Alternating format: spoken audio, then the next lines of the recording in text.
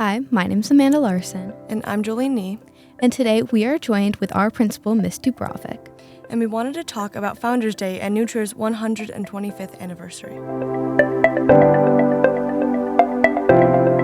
Our first question is, why do you believe Founders Day is important for New Trier? Well, I think history is incredibly important for every institution, especially here at New Trier, because, back in the day, back in 1901, prior to that, students didn't go to school locally, and you all go to your local high school, and back then they weren't able to. So to really, make sure that we are sharing the history of the school and the many people that really worked hard to have a school so that their students could go to a local high school is important. Yeah. How do you think that New Trier has evolved, even just like these past couple of years? Well, certainly I think you can see the evolution of New Trier from the building perspective, with the new east side, having the new facilities over there, classrooms, as well as the physical spaces of facilities of the athletic and KW department. So we've evolved in that respect. And then I think also, I think, you can see the evolution of the world happening to us as well with AI and some of the technology that we're experiencing here, that we continue to grow and develop, even though we're very a traditional high school, that we also, are looking at what the future is expecting of our students, so being able to adapt to that as well. Yeah. What do you think more kids at New Trier should know about Founders Day, or just like any fun facts or So I think, it was back in, if you think back in time for me, I think 1899 seems like a long time ago.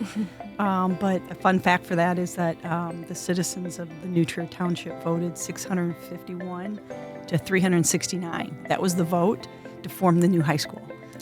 And then that was passed. And then another fun fact about New Trier is people always go, what's a Trevian? Yeah. But New Trier was actually, the name of it was because we had settlers here from Germany, from Trier, Germany. Yeah. And our German class still visits Trier, Germany, and they were actually here just this last fall. So we keep a close relationship with actually the name of the city that the school is named after. Yeah, that's very cool. 125 years is a long time. How has New Trier been able to grow as a community to become the school it is today? Well, I think part of, parents have to make a decision, of course, to where to send their students to school. And so we were founded on a lot of traditions. So one thing is our advisor program, 1922 was when the advisor program was started. So to think we have all the documents. So we have a area here where we keep all of our documents that are stored, and in the documents it shows that in 1922 the advisor program was meant to make a big school feel small, and the purpose of that was to have somebody at the school that could help you and support you when your parents were at home. So just that forward thinking of what schools could be, and the traditions that we have started with, that we continue to this day. The advisor program still continues, and it's a hallmark of our school. So there's a lot of things that started way back when, and we continue to have, and we continue those traditions. But also we look to the future for new traditions that are important to making the school be the very best that it can. That's very special. Yeah. What is something New Trier should continue to do or begin to do to continue their success for their students and community? Well, I think, I really think that part of what's so unique at our school is, I think our main focus and goal of students feeling like they connect and belong. And so providing as many opportunities for students, just like this today. Yeah. With the podcast, the two of you doing this podcast is a wonderful opportunity.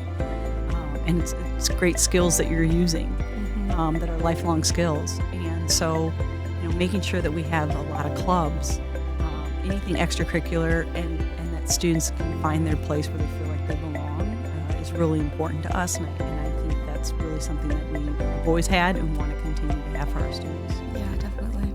Thank you so much. Thank you. Thank you. Hey New Trier, here's some history on New Trier's Founders Day. New Trier opened on February 4th, 1901, with 76 students attending the first day of school, which was during a snowstorm.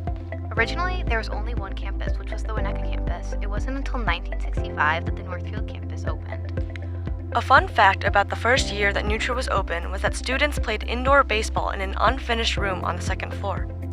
Relating to the New Trier News, the first monthly magazine called The Echo was published in 1904, and that eventually evolved into the school's official yearbook. One of the founders of the school, General Charles H. Howard, was also actually an editor-in-chief for The Advanced, which was a newspaper. Another interesting fact is that New Trier was a training ground for World War I soldiers in 1918. That year, a total of 400 students and graduates of New Trier enlisted in the military. Now, some information about the founders of New Trier. The president and one of the founders of New Trier, named General Charles H. Howard, was born in Maine and went to Bowdoin College. He was a soldier in the American Civil War for the Union and fought in both the battles of Gettysburg and Fredericksburg. General Howard also commanded an African-American regiment called the 128th Troop, and after the war, he and his brother helped organize Freedmen's Bureau, which educated newly freed African-Americans. A fun fact about his family is that Howard University was named after his brother Oliver, who also received a Medal of Honor. Another founder of New Trier, named James M. Johnson, was a Wilmette businessman. He was also a treasurer, leading manufacturer, and supplied companies with plumbers, steam, railroads, and more. He was also part of an organization that invested in funds for widows and orphans. Merritt Starr was another founder of New Trier, and he attended Harvard Law School and went on to be a well-respected attorney in Chicago. He argued in courts including the United States Supreme Court.